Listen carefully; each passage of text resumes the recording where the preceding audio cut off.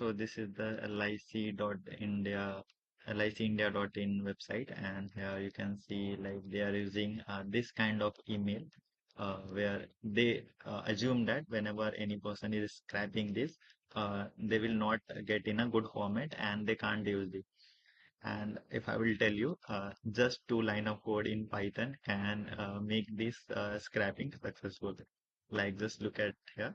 Uh, I've just copied pasted all the text here, and here is like the mail that they are using. I'm just using this 2 line of code. Like in the first line, I'm replacing this thing, this add with at the rate, and in the second line, I'm just replacing this dot as a like dot. And if I will just run this, here is this uh, the email in the good format.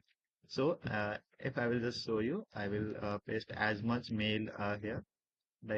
You will just scrap all the things from the website, and then let me put it randomly here, and again run this, and here is this. Like every mail in that format will be converted in the good format. Again, just here you have to copy this regex code, and you have to just paste in your code, and then just run this, and all will be the sorted.